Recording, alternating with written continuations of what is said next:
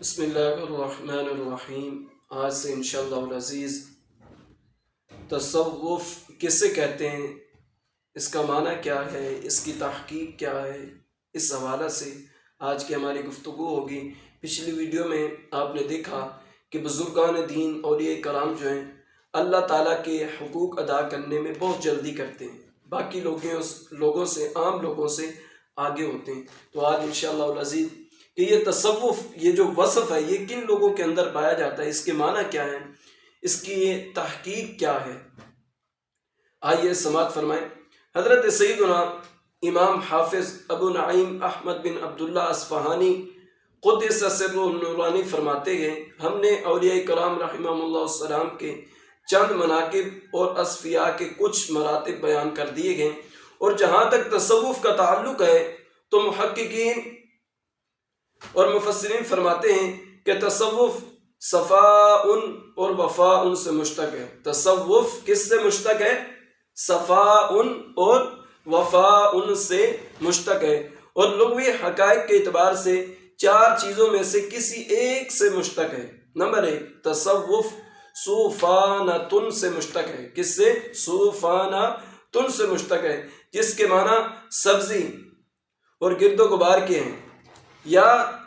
صوفتن سے مشتق ہے۔ پہلے زمانے میں صوفہ نامی ایک قبیلہ تھا جو حاجیوں کی دیکھ بھال کرتا اور کعبۃ اللہ زادہ اللہ تعظیما و تکریما کی خدمت سر انجام دیتا تھا۔ نمبر تین، یا صوفۃ القافا سے مشتق ہے، جس کا معنی ہے گدی پر اگنے والے بال ہیں، یا پھر تصوف صوف سے بنا ہے، جس کے معنی ہیں بھیڑ کی اون کے ہیں، بھیڑ کی اون کے ہیں۔ تصوف کا جو پہلا معنی میں نے آپ لوگوں کے سامنے بیان کیا، اس کی تحقیق سماعت فرمائیں۔ اگر تصوف کو صوفانۃ سے ماخوذ مانا جائے، جس کے معنی سبزی کے ہیں، تو اس کا مطلب یہ ہوگا کہ لوگوں کا اس چیز پر اکتفا کرنا جس سے ایک ہی خدا اللہ عز و جل نے پیدا کیا گئے، اور جس میں دوسری مخلوق کو تکلیف دیے بغیر اپنی ضرورت پوری کر لی جاتی ہے۔ پس انہوں نے اس سبزی پر جو لوگوں کو کھانے کے لیے پیدا کی گئی ہے، اسی طرح قناعت، کہ جس طرح پاکیزہ و پارسا لوگ قناعت کرتے ہیں، اور جس طرح تمام مہاجرین نے اپنے ابتدائی احوال میں قناعت اختیار کی، جیسا کہ حدیث پاک میں ہے۔ حضرت سیدنا قیس بن ابی حازم رحمۃ اللہ تعالی علیہ فرماتے ہیں کہ میں نے حضرت سیدنا سعد بن ابی وقاص رضی اللہ تعالیٰ عنہ کو فرماتے ہوئے سنا کہ اللہ عز و جل کی قسم، اہل عرب میں سب سے پہلے جس نے اللہ عز و جل کی راہ میں تیر چلایا وہ میں ہوں۔ سبحان اللہ، آپ کیا فرماتے کہ وہ میں ہوں، اور بلا شبہ ہم رسول اللہ صلی اللہ تعالیٰ علیہ وسلم کے ساتھ جہاد میں شرکت کیا کرتے تھے، اور حالت یہ ہوتی تھی کہ ہمارے پاس انگور اور بیری کے پتوں کے سوا کھانے کے لیے کچھ نہیں ہوتا تھا، یہاں تک کہ پتے کھا کر ہماری باچھیں زخمی ہو جاتی، اور ہم اس طرح پخانا کرتے جس طرح بکری مینگنیاں کرتی ہے۔ اللہ اکبر، اللہ اکبر، اللہ اکبر۔ تصوف کا دوسرا معنی سماعت فرمائیں، اس کی تحقیق آپ لوگ سماعت فرمائیں۔ وہ پہلے معنی کی میں نے آپ لوگوں کے سامنے تحقیق بیان کی، اب تصوف کا جو دوسرا معنی ہے، جو صوفۃ سے مشتق اگر مانا جائے تو اس کی تحقیق کیا ہوگی؟ اور اگر تصوف کو صوفۃ سے مشتق مانا جائے جو کہ حاجیوں اور حرم شریف کی خدمت پر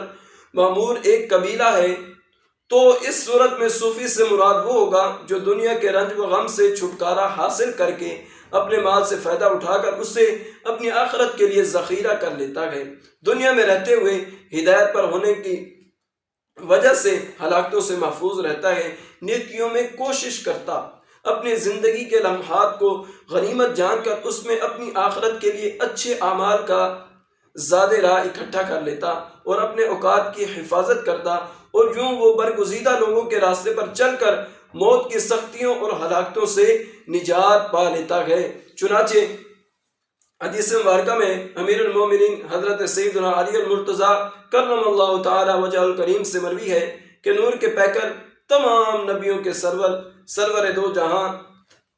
صلی اللہ تعالیٰ علیہ وسلم نے ارشاد فرمایا، اے علی، جب لوگ نیکی کے دروازوں کے ذریعے اپنے خالق عز و جل کا قرب حاصل کریں تو تم عقل کے ذریعے اللہ عز و جل کا قرب حاصل کرو کہ اس طرح تم لوگوں سے درجات میں بڑھ جاؤ گے، اور یہ دنیا میں لوگوں کے نزدیک بلند مرتبہ اور آخرت میں اللہ عز و جل کے قرب کا باعث ہے۔ سبحان اللہ۔ حدیث مبارکہ سماعت فرمائی، اولیاء اللہ جو ہیں، جو بزرگان دین ہیں، ان کے تصوف آپ لوگوں کے سامنے بیان کیے جا رہے ہیں۔ اگلی حدیث مبارکہ سماعت فرمائیں، حضرت سیدنا ابو ذر غفاری رضی اللہ تعالیٰ عنہ فرماتے ہیں، میں سرکار مدینہ قرار قلب و سینہ باعث نزول سکینہ صلی اللہ تعالیٰ علیہ وسلم کی خدمت عالیہ میں حاضر تھا۔ میں نے استفسار کیا، یا رسول اللہ صلی اللہ تعالیٰ علیہ وسلم، حضرت سیدنا ابراہیم علیہ نبینا علیہ السلام کے صحیفوں میں کیا تھا؟ سبحان اللہ۔ آپ صلی اللہ تعالیٰ علیہ وسلم نے ارشاد فرمایا، اس میں ہر قسم کی مثالیں تھیں، ان میں یہ بھی تھا کہ عمل کرنے والا جب تک عقل کے معاملے میں مغلوب نہ ہو، اس پر لازم ہے کہ وہ اپنے اوقات کو اس طرح تقسیم کرے کہ ایک وقت میں اپنے پروردگار اللہ عز و جل سے مناجات کرے، ایک وقت میں اپنے نفس کا محاسبہ کرے، ایک وقت میں اللہ عز و جل کی مخلوق میں غور و فکر کرے، اور ایک وقت میں اپنے کھانے پینے کی حاجات پورا کرے۔ سبحان اللہ، سبحان اللہ۔ یہ تصوف کا آپ لوگوں نے دوسرا معنی سماعت فرمایا۔ آپ تیسرے معنی کی طرف چلتے ہیں کہ تصوف کا جو تیسرا معنی ہے اس کی تحقیق کیا ہے۔ سماعت فرمائیں، اگر تصوف صوفۃ القافہ، جس کا معنی گدی کے بال ہیں، یہ گدی جو ہے اس کے بال سے اگر مشتق ہو تو اس کے معنی یہ ہوں گے کہ صوفی خالق عز و جل کی طرف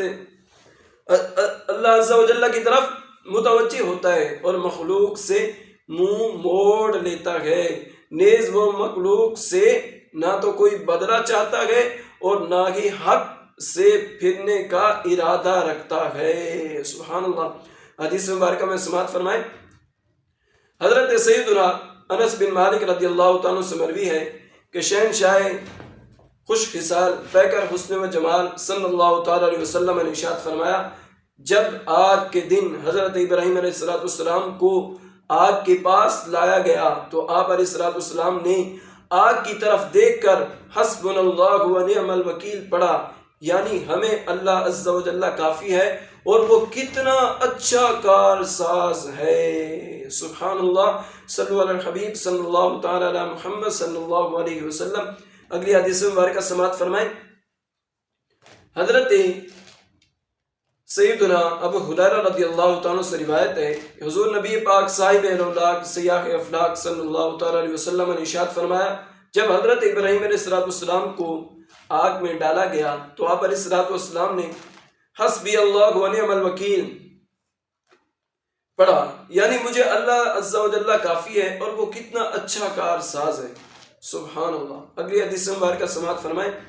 حضرت سیدنا ابو ہریرہ رضی اللہ تعالیٰ سے مروی ہے کہ سرکار مدینہ قرار قلب و سینہ باعث نزول سکینہ صلی اللہ تعالیٰ علیہ وسلم نے ارشاد فرمایا، جب حضرت ابراہیم علیہ السلام کو آگ میں ڈالا گیا تو آپ علیہ السلام نے کہا، اللہم انکا وحدی فی السماء وانا فی الارض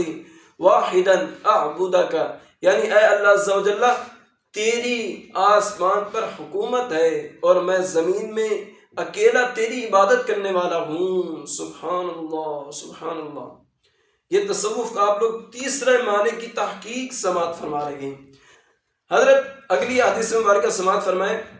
حضرت سیدنا نوف بکالی علیہ رحمت الوالی فرماتے ہیں کہ حضرت سیدنا ابراہیم علیہ السلام نے عرض کی، یہ حدیث مبارکہ نہیں ہے، یہ ایک بزرگان دین ارشاد فرما رہے ہیں کہ حضرت سیدنا ابراہیم علیہ السلام نے عرض کی، اے میرے رب اللہ عز و جل، زمین میں میرے سوا کوئی تیری عبادت کرنے والا نہیں، تو اللہ عز و جل نے 3000 فرشتے اتارے اور حضرت سیدنا ابراہیم علیہ نبینا علیہ السلام نے 3 دن تک ان فرشتوں کی امامت فرمائی۔ سبحان اللہ، سبحان اللہ، سبحان اللہ۔ حضرت سیدنا بکر بن عبداللہ مزنی علیہ رحمت الغنی فرماتے ہیں جب حضرت سیدنا ابراہیم علیہ السلام کو آگ میں ڈالا جانے لگا تو ساری مخلوق نے اللہ عز و جل کی بارگاہ میں التجا کی، یا اللہ عز و جل، تیرا خلیل آگ میں ڈالا جا رہا ہے، ہمیں آگ بجھانے کی اجازت عطا فرما۔ اللہ عز و جل نے ارشاد فرمایا وہ میرا خلیل ہے اور اس وقت تک زمین میں اس کے سوا میرا کوئی خلیل نہیں، میں اس کا رب ہوں اور وہ میرے سوا اس کا کوئی رب نہیں۔ اگر وہ تم سے مدد چاہتے ہیں تو تم اس کی مدد کرو ورنہ اس کے حال پر چھوڑ دو۔ پھر بارش پر مقرر فرشتہ حاضر ہوا اور عرض کی، اے میرے رب عز و جل، تیرا خلیل آگ میں ڈالا جا رہا ہے، مجھے اجازت عطا فرما کہ میں بارش کے ذریعے آگ کو بجھا دوں۔ اللہ عز و جل نے ارشاد فرمایا وہ میرا خلیل ہے اور اس وقت زمین میں اس کے سوا میرا کوئی خلیل نہیں ہے اور میں اس کا رب ہوں اور میرے سوا اس کا کوئی رب نہیں ہے۔ اگر وہ تجھ سے مدد چاہتے ہیں تو اس کی مدد کر ورنہ اسے اس کے حال پر چھوڑ دو۔ چنانچہ جب حضرت سیدنا ابراہیم علیہ نبینا علیہ السلام کو آگ میں ڈالا جانے لگا تو آپ علیہ السلام نے اپنے رب اللہ عز و جل سے دعا مانگی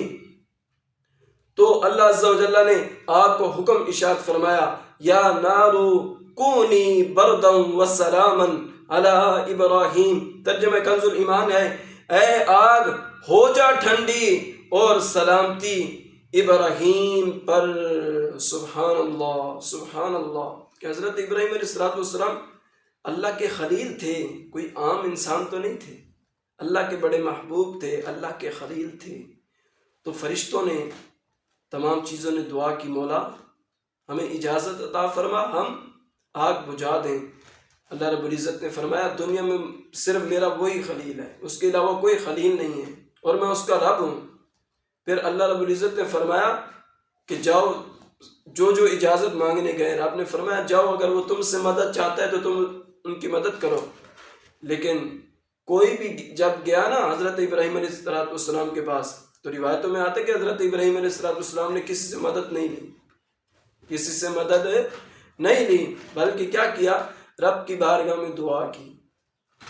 اللہ اکبر، اللہ اکبر۔ تو اللہ رب العزت نے آپ کو اس آگ سے نجات عطا فرمائی، آپ صحیح سلامت رہے، ایک بال بھی باقی نہیں ہوا۔ آپ نے یہ تصوف کا تیسرے معنی کی جو تشریح ہے، تحقیق ہے، وہ سماعت فرمائی۔ آگے چلتے ہیں۔ حضرت سیدنا مقاتل وسعید رحمۃ اللہ تعالیٰ علیہ فرماتے ہیں جب حضرت سیدنا ابراہیم علیہ نبینا علیہ السلام کو آگ میں ڈالنے کے لیے لایا گیا تو آپ علیہ السلام کے کپڑے اتار لیے گئے اور رسی سے باندھ کر آگ میں ڈالا گیا تو آسمان و زمین، پہاڑ و سورج، چاند، عرش، کرسی، بادل، ہوا اور فرشتے رو دیے اور سب نے مل کر اللہ رب العزت کی بارگاہ میں عرض کی، یا اللہ عز و جل، تیرے بندہ خاص کو آگ میں ڈالا جا رہا ہے، ہمیں اس کی مدد کرنے کی اجازت عطا فرما۔ آگ نے روتے ہوئے عرض کی، اے رب عز و جل، تو نے مجھے بنی آدم کے لیے مسخر کیا اور تیرا بندہ خاص میرے ذریعے جلایا جا رہا ہے۔ اللہ عز و جل نے ان سب سے ارشاد فرمایا، میرے بندے نے میری عبادت کی اور میری ہی وجہ سے اسے تکلیف دی جا رہی ہے، اگر وہ مجھ سے دعا کرے تو میں اس کی دعا قبول کروں گا اور اگر وہ تم سے مدد طلب کرے تو تم اس کی مدد کر سکتے ہو۔ چنانچہ جب حضرت سیدنا ابراہیم علیہ السلام کو آگ کی طرف پھینکا گیا اور آگ کے درمیان حضرت سیدنا جبریل علیہ السلام نے آپ علیہ السلام کی خدمت میں حاضر ہو کر عرض کی، اے ابراہیم علیہ السلام، آپ پر سلام ہو، میں جبریل ہوں، کیا آپ علیہ السلام کو کوئی حاجت ہے؟ حضرت سیدنا ابراہیم خلیل اللہ علیہ السلام نے ارشاد فرمایا، ہے مگر تم سے نہیں، مجھے تو اپنے رب اللہ عز و جل کی طرف حاجت ہے۔ پھر جب حضرت سیدنا ابراہیم علیہ السلام کو آگ میں ڈال دیا گیا تو آپ علیہ السلام آگ تک پہنچے، اس سے پہلے ہی حضرت سیدنا اسرافیل علیہ السلام پہنچ گئے اور آگ کو رسیوں پر مسلط کر دیا، اور اللہ عز و جل نے آگ کو حکم دیا یا نارو کونی برداً وسلاما علی ابراہیم، اے آگ ہو جا ٹھنڈی اور سلامتی ابراہیم پر۔ حکم خداوندی پاتے ہوئے وہ آگ ٹھنڈی ہو گئی، اور ایسی ٹھنڈی ہو گئی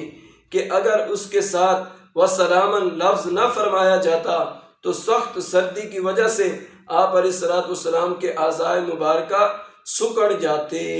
حضرت سیدنا منہال بن عمر رحمۃ اللہ تعالیٰ علیہ فرماتے ہیں مجھے یہ خبر پہنچی ہے کہ جب حضرت سیدنا ابراہیم خلیل اللہ علیہ السلام کو آگ میں ڈالا گیا تو آپ علیہ السلام اس آگ میں رہے، اور میں یہ نہیں جانتا کہ 40 دن رہے یا 50 دن، البتہ آپ علیہ السلام فرماتے ہیں جب میں آگ میں تھا تو اس میں اتنے اچھے دن گزرے کہ مجھے زندگی میں ان سے بڑھ کر اچھے دن رات میسر نہیں آئی۔ میں چاہتا تھا کہ میری ساری زندگی اسی آگ میں گزر جائے۔ سبحان اللہ، سبحان اللہ۔ تصوف کے چوتھے معنی کی جو تحقیق ہے، اگر تصوف کو معروف لفظ صوف جس کا معنی ہے اون ہے، جس کا معنی اون ہے، اگر اس سے مشتق مانا جائے تو پھر صوفیاء کو صوفی کہنے کی وجہ یہ ہوگی کہ وہ ان کا لباس پہنتے ہیں کیونکہ اس کو بنانے میں انسان کو کوئی مشقت نہیں ہوتی، اور سرکش نفس اون کا لباس پہننے سے فرما بردار ہو جاتا ہے، اور ذلت اور رسوائی کا سامنا ہونے سے اس کا غرور و تکبر ٹوٹ جاتا ہے اور انسان قناعت کا عادی بن جاتا ہے۔ مزید فرماتے ہیں ہم نے اپنی کتاب لبس الصوف میں اس کی مثال احسن انداز سے ذکر کر دی ہے، اور تصوف کے متعلق محققین کے کئی مسائل کو ہم نے ایک اور کتاب میں بیان کیا ہے، اور عن قریب یہاں بھی ان میں سے بعض کو ذکر کریں گے۔ تو انشاءاللہ العزیز کل سے سنی اور صوفی کی تعریف انشاءاللہ العزیز آپ لوگوں کے سامنے کل سے بیان کی جائے گی۔ تو اللہ رب العزت کی بارگاہ میں دعا ہے کہ مولا کریم ہم سب کو بزرگان دین سے محبت کرنے والا بنا دیں، اور ہم سب کو بزرگان دین کی جو پلیٹ فارم ہے اس کے اندر شمار فرما دے، اس کے اوپر کھڑا کر دے، اور ان کے راستوں پر چلنے کی توفیق عطا فرما دے۔ اور یہ آپ لوگوں نے تصوف کی تحقیقی جو 4 معنی تھے ان کی وضاحت آپ لوگوں کے سامنے تشریح کی گئی۔ اللہ رب العزت ہمارا حامی